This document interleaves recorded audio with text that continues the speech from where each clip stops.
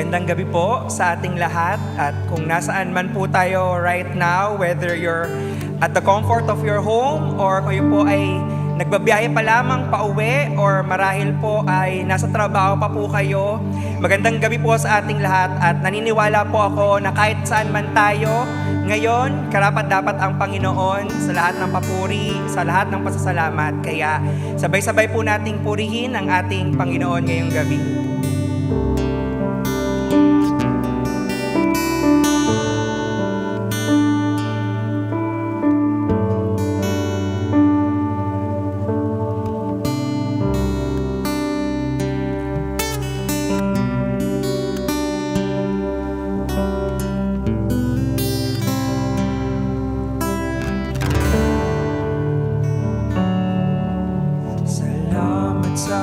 Dakila mong pag-ibig,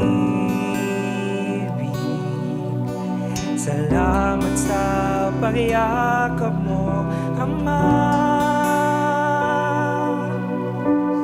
Ang presensya mo ang ninanais ko, ang puso ko ay para lang sa'yo.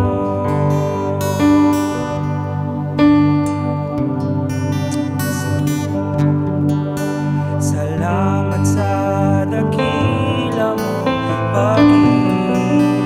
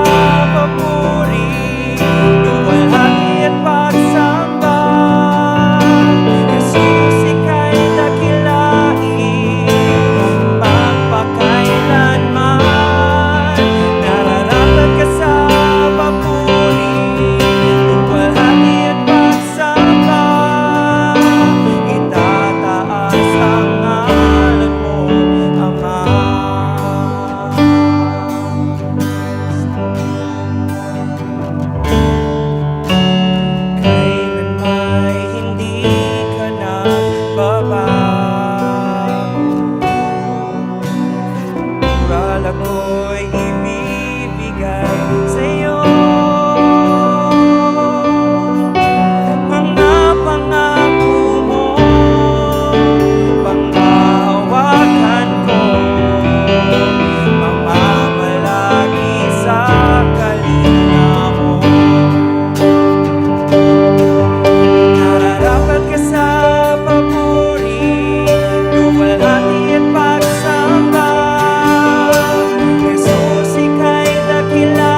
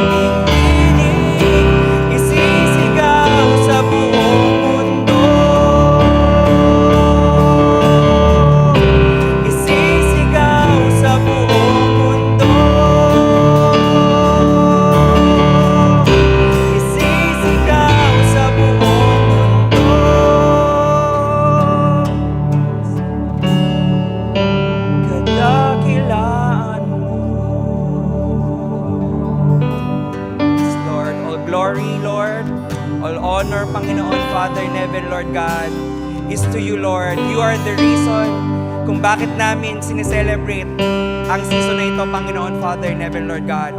So we continue to honor you, we continue to worship you, and we continue to praise you because you are worthy, worthy, worthy, Lord God. Sa iyo ang lahat ng papuri, pasasalamat.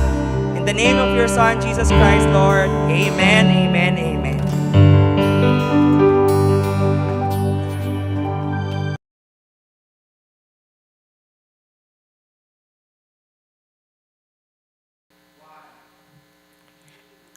Isang mapagpalang gabi at magandang gabi sa lahat na nakatunghay sa atin ngayon sa ating Simbang Gabi 2025 hatid sa atin ang True Faith in Christ Ministry.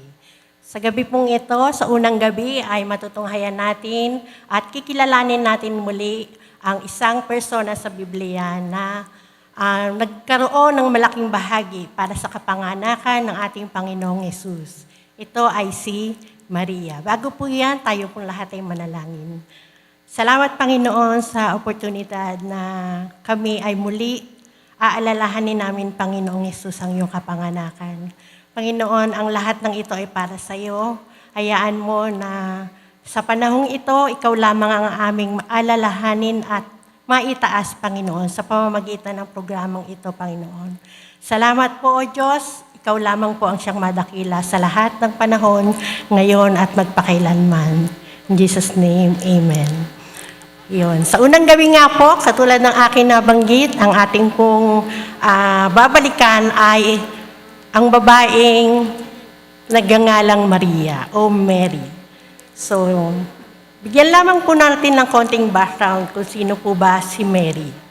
So, si Mary po ay sinasabi sa Biblia na siya ay ang babaeng nakasumpong ng biyaya mula sa Diyos.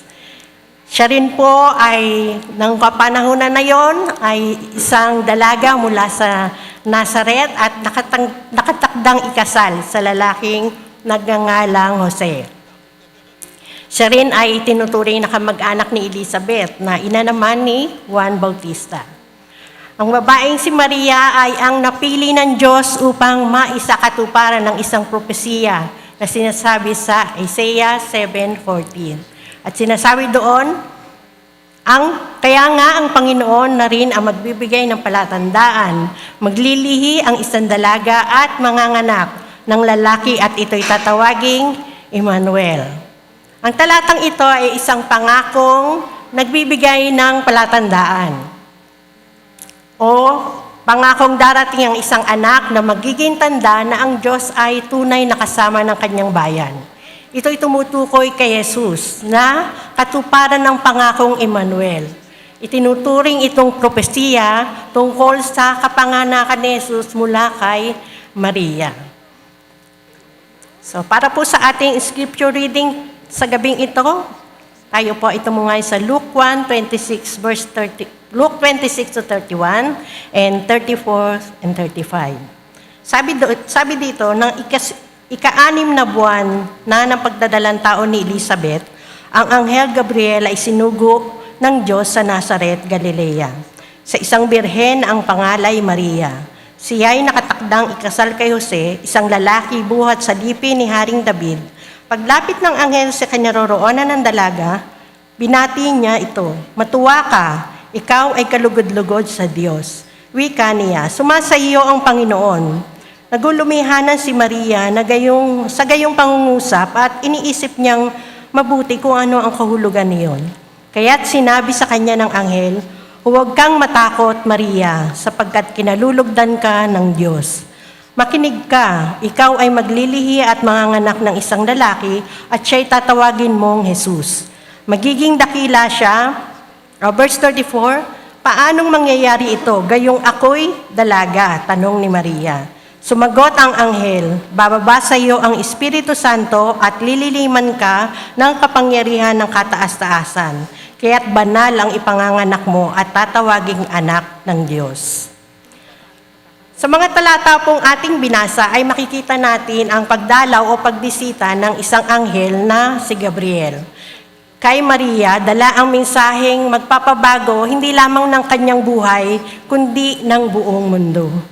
Mapapansin natin na ang unang sinabi ng anghel ay, "Huwag kang matakot." Isang katotohanan sa ating mga buhay na kadalasan ang unang tugon natin sa mga bagay na hindi inaasahan ay takot. Takot sa mga pagbabago, sa mga bagong hamon sa buhay, takot sa responsibilidad na sa ating tingin ay lampas sa ating mga kakayanan, sa mga takot na hindi naman din natin kayang ipaliwanag. Tulad ni Maria, ito ay hindi niya inaasahan, sapagkat sa tagpong ito, naharap si Maria sa isang mensahe na lampas sa kanyang kaalaman at kakayahan o pangunawa. Ang nais ko makita rito ay natin yung consent na binibigay ng anghel kay Maria. Hindi sinabi ng anghel na, "Maria, pinili ka ng Diyos. Wala kang magagawa kundi sumunod." Pero nakita natin habang little by little na inahayag ng anghel kay Maria ang mensahe ng Panginoon. Makikita natin sa pagbasa natin ng scripture ay pinapaliwanag ng anghel bawat detalye ng mangyayari. At hindi siya tumigil until na sumang-ayon si Maria sa sinasabi niya. Ganito rin tayo sa Panginoon, ganito rin ang Diyos sa buhay natin. Pag may nais ang Diyos na ipagawa sa atin, hindi niya tayo pinipilit. Gusto ng Lord na magkaroon tayo ng willingness na maggawin ng isang bagay. Hindi siya Diyos na namimilit. Until such time na tayo ay mag-yes sa Panginoon.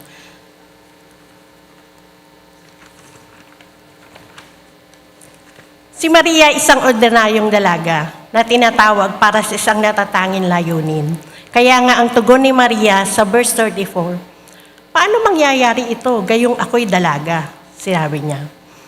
Sa Matthew 1:18, sinasabi, ganito ang pagkapanganak kay Jesucristo. Si Maria na kanyang ina at si Jose ay nakatakda ng pakasal.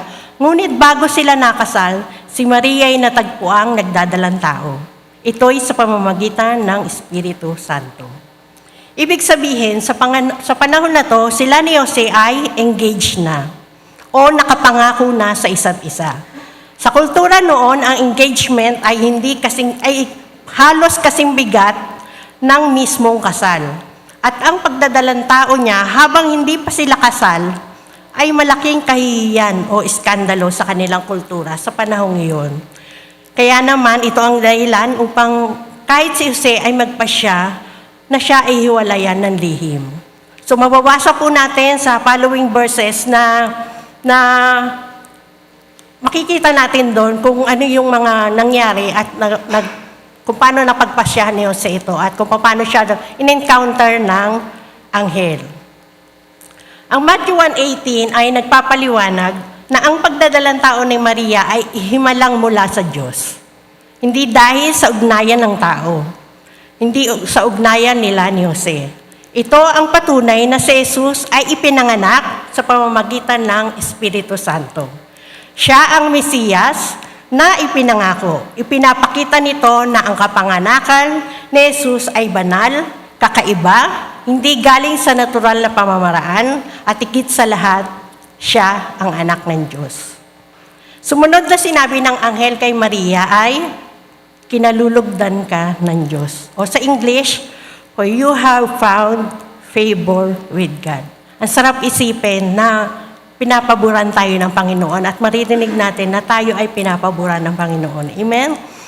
Sabi doon, ipinapakita lamang dito na ang pagtawag ng Diyos kay Maria ay laging nakaugat o ang pagtawag ng Diyos ay laging nakaugat sa kanyang kabutihan, hindi sa ating kakayanan. Pinili si Maria hindi dahil sa sarili nitong merito o pagiging perpekto, kundi dahil sa kagandahang loob ng Diyos at sa gitna ng imposibleng sitwasyon, isang berheng maglilihi ay ipinakita na walang anumang hadlang sa kapangyarihan ng Espiritu Santo. Ibig sabihin, sa panahon na to, sila ni Jose ay magpasya na siya ay hiwalayan ng lihim. Sumunod na sinabi ng anghel kay Maria ay, kinalulugdan ka ng Diyos. O sa English, for you have found favor with God. Ang sarap isipin na pinapaburan tayo ng Panginoon at maririnig natin na tayo ay pinapaburan ng Panginoon. Amen? Sabi doon, ipinapakita lamang dito na ang pagtawag ng Diyos ay laging nakaugat o ang pagtawag ng Diyos ay laging nakaugat sa kanyang kabutihan, hindi sa ating kakayanan. Pinili si Maria hindi dahil sa sarili nitong merito o pagiging perpekto, It is important to note that she was not chosen because she was more holy than other people. The angel addressed to her as highly favored. She was the recipient of God's grace. Sa ating mga buhay, may mga pagkakataon na tinatawag tayo ng Diyos na sumunod sa kanyang mga plano, kahit hindi malinaw ang susunod ng mga hakbang. Maaaring may pinapagawa sa atin ng mahirap, nakakatakot, o lumalampas sa ating pangunawa o kakayanan. Pero iisa pa rin ang mensahe ng Panginoon. Huwag kang matakot, ako'y kasama mo. Kaya ang sumunod na tugon ni Maria sa Luke 1:38, sabi niya, ako'y alipin ng Panginoon, mangyari sa akin ang iyong sinabi. At nilisan siya ng anghel. Sabi dito sa English, I am the Lord's servant. May everything you have said about me come true. Ang pagsunod ay isang tamang tugon sa pahayag ng Diyos. Ang Diyos ang nagsasalita at siya'y ating naririnig. At tumutugon tayo sa pamamagitan ng pagsunod o pagsuway. Ang kanyang panawagang sumunod ay dumarating sa iba't ibang paraan sa buhay ng tao. Ang pagpayag ni Maria o ang kanyang oo ay nagbukas ng daan para sa pagliligtas ng sangkatauhan. Gayun din naman, sa ating maliliit na oo sa araw-araw, maaari tayong maging daluyan ng pagpapala, ng biyaya, ng pag-asa, ng liwanag at kaligtasan ng ibang tao. Mary's humility, faith, and obedience make her the perfect vessel for the Messiah to fulfill the perfect plan of God for the salvation of humanity. At that time, yung spiritual readiness ni Maria ay angkop na angkop para sa mission na yun. Dahil andun ang kanyang faith and obedience, yung humility niya nung sinabi niya na, I am the Lord's servant. Yung faith and obedience niya sa sinabi niyang, may everything you have said about me come true. Mangyari ang nais mo o ang sinabi mo sa akin. May we have the wisdom and grace to answer God's call, whatever it is. Because I believe that God, even today, need a vessel, not a perfect vessel, but a willing vessel and a surrendered servant, just like Mary. To end this, allow me to read Dr. David Jeremiah wrote. Sabi niya doon, Mary was favored by God for a task that would finally allow each of us to be favored. God sent the ultimate Christmas gift not just to Mary, but to all of us. And it was Mary who delivered the package. Magandang gabi po at maligayang Pasko sa bawat isa. Tayo po'y manalangin. Salamat, Panginoon, sa buhay ni Maria. Salamat, Panginoon, sa pamamagitan niya, Panginoon. With all the anxiousness, Panginoon, kahit nagugulumihanan siya at malalagay sa pangit na estado ang kanyang buhay, she still say yes, Lord. And Lord, may the example of Mary, Panginoon, sa bawat isa sa amin, bawat kababaihan, bawat kabataan na mga batang babae, Panginoon, magkaroon ng ganitong attitude, Panginoon, that faith and obedience na meron si Mary, Panginoon, especially yung mothers, Panginoon, Lord God, na we still yes to you, Panginoon, no matter what happens, Panginoon. Hindi ka tumitingin sa kakayanan namin, Panginoon, kundi tinitignan mo ang puso namin and willingness namin, Lord, to make, Panginoon, to be a vessel, Panginoon, Lord God. And I pray, Panginoon, even in TFC, Panginoon, that everyone says yes to you, Panginoon, Lord God. Sa bawat pagtawag mo, Panginoon, tumugon kami sa iyo, Panginoon. Katulad ni Mary, Panginoon, May we have that attitude, Panginoon, Lord God, para sa iyo, Panginoon, for your glory alone, Panginoon. Salamat, Panginoon, Lord God. Salamat po, Panginoon, sa kabutihan mo. Salamat sa lahat ng ginagawa mo sa amin. At purihin ka, Panginoon, dahil karapat-dapat kang dakilain at papurihan. Salamat po, in Jesus' name. Amen. Amen.